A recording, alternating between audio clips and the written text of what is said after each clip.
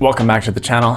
I'm Jacob Fisher, and today we're talking about the FIRE movement. You know, the avatar, no, financially independent, retire early kind of crowd.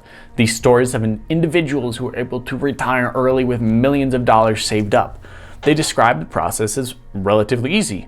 You just need to be conscious of how much you spend and don't spend a lot of money, right? And how much you save. Save a bunch of money. It can be a little difficult, but anyone can do it. As long as you have a $300,000 a year salary, just save more than you spend. It's that easy, right? Let's get into why I think the FIRE movement is kind of a waste. But there are some good lessons that we can take out of it as well. Make sure to tap that like button and subscribe for future content if you want to see videos like this. Just right off the bat, when you browse the FIRE subreddit, you see a ton of people talking about their $100,000 plus income. I mean, the world really is your oyster when you make that much, depending on where you live. Of course, don't live in San Francisco with 100K, you probably will spend all of it on housing. And it also depends on factors like children. Either way, it can become a lot easier to save more of your income when you make more. You can fix your expenses. You can make sure they always are set at 2K a year, and then increase your income, and that way you can save a ton more, which is sort of the goal of FIRE too, is increase your income. You want to spend less while making more and saving more. If the cheapest rent in your city costs $1,300, then you have to pay that.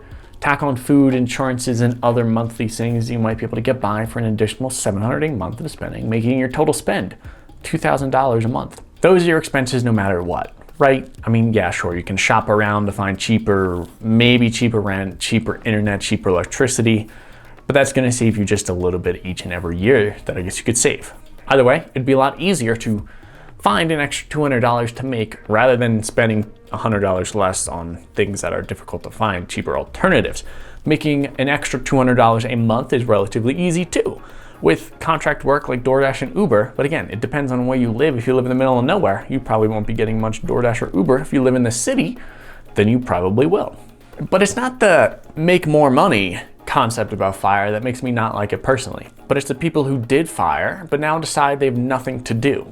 Sure, we would all like to sit there and do nothing, but when it comes down to it, is that what you really want to do? Do you really want to spend the rest of your life after 30 or 40 just trying to find things to occupy the time? You can travel and explore the world. That's true, that sounds like a great time. That would be a lot of fun.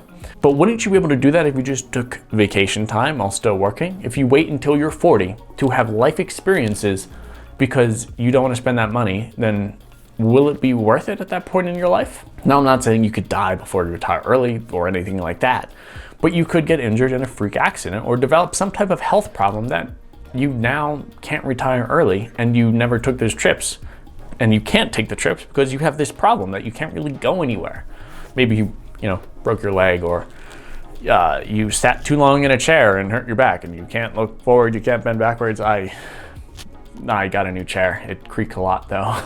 The healthiest time in your life might be around your 30s. I feel like I'm in pretty good shape. I'm at 30, but I could do a whole lot more right now on vacation than someone who is older than me. If I hit a tree while skiing, which I hopefully will not do, then I might have an easier time recovering than someone in their 40s trying to go ski for the first time in their life because they retire and that's what you do when you retire. You go skiing, right? There are extremists to any side of anything. FIRE is no different.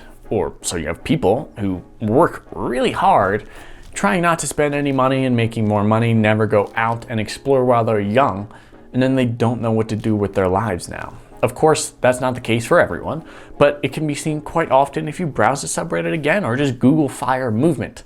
I'm all for spending less. I think that's a good habit to have, and saving more. Another great habit to have and a great takeaway from FIRE.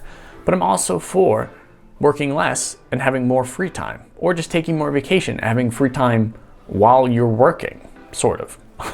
I'm also all for making dividends that potentially pay for things like rent. That'd be great to have a portfolio that just pays for your rent, then you don't need to worry about rent because that'll always be covered. Those are all the best takeaways that I can find out of FIRE, but there's also people who like to work 40, 50, 60, 80 hours a week until they turn 70. That's what gives them excitement, but they can also take a vacation whenever they want.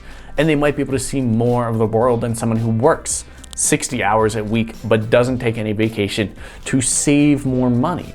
You can have someone who works 60 hours a week and takes a week off and really enjoy themselves versus Fred in the office that only works 60 hours and is gonna retire at 40. I know that if I tried to retire from my current job right now, then I would be incredibly bored all day.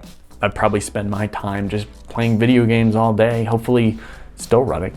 But I just fill my time with games and things that waste time. Hopefully still doing YouTube as well. Maybe I'd start a Twitch, but those are all things I would start to do to occupy my time where it could turn into a career, but it'd be something that I enjoy, which again, would be nice.